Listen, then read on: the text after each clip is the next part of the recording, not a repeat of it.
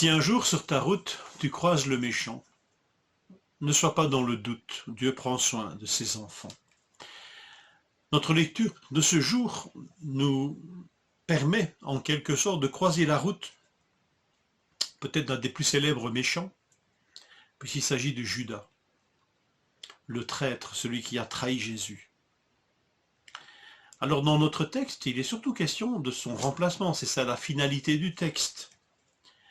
C'est qui va remplacer Judas et comment le remplacer.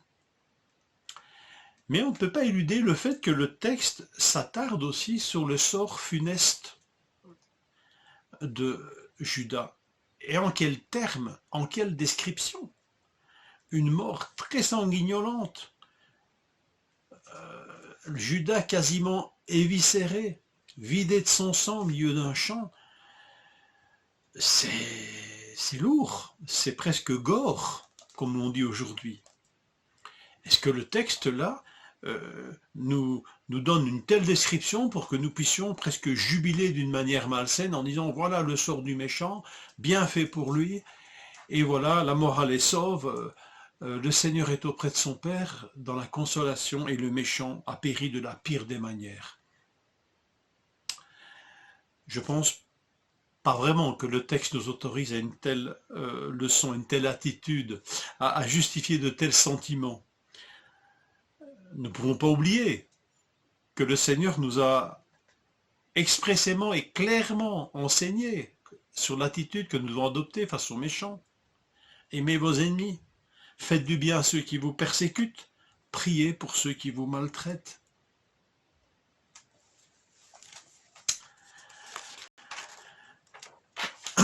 Ce texte, pourtant, n'élude pas la question du méchant. Et il est propre à nous donner une pensée peut-être concrète, pratique, lorsque nous croisons le méchant, lorsque nous sommes en but à cette question de la méchanceté.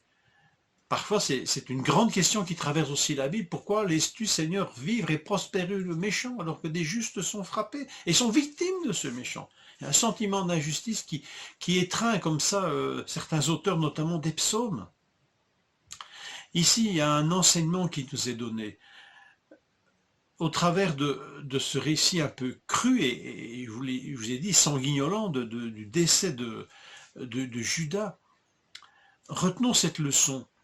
Le chant, il est question d'un chant ici, le chant du sang. Le chant qui était son salaire pour le sang innocent de Jésus qu'il a livré. Ce chant est devenu le chant et le lieu de sa propre mort, tout imprégné par son propre sang. Le méchant est victime de sa méchanceté. Un psaume, le psaume 109 dit ceci, verset 17, le méchant aimait la malédiction, et bien qu'elle tombe sur lui. Le méchant est victime de sa méchanceté. C'est une pensée qui doit nous nourrir, afin que, face aux méchants, nous ne nous abîmons pas l'âme par la soif de vengeance, par des sentiments des plus malsains que parfois pouvons entretenir en nous, y compris la joie parfois de voir sa fin. Ne te réjouis pas quand le malheur atteint ton ennemi, nous dit le Proverbe 24, verset 17. Tous ces sentiments nous polluent l'âme. Réfugions-nous dans cette grande pensée. Le Seigneur est juste et le méchant, s'il ne se repent pas, sera atteint par son mal, par son propre mal, par sa propre méchanceté. Une autre pensée dans ce texte peut-être peut nous ramener un peu à nous-mêmes. Pierre déclare au verset 17, à propos de Judas, il était un des nôtres et il avait part au même ministère. Est-ce que j'oserais dire que le méchant est l'un des nôtres?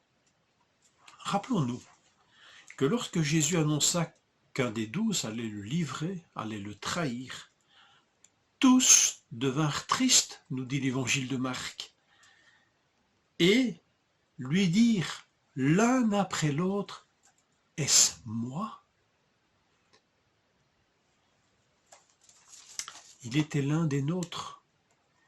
Et tous nous avons dit un jour, est-ce que c'est moi, Seigneur? Alors, n'oublions pas que nous, peut-être si nous croisons le méchant, n'oublions pas que la méchanceté peut aussi polluer mon propre cœur. Alors moi j'aimerais, franchement, devant le Seigneur, faire comme les apôtres, qui ont dit au Seigneur, sans phare, est-ce moi? Alors Seigneur, si je vois que le méchant et que ce méchant me rappelle ma propre méchanceté, je voudrais te l'exposer, Seigneur, sans tarder et sans phare, en te disant, Seigneur, c'est moi, pardonne-moi, lave-moi, purifie-moi. Si un jour sur ta route tu croises le méchant, ne sois pas dans le doute. Dieu prend soin de son enfant. Une bonne journée à chacun et chacune.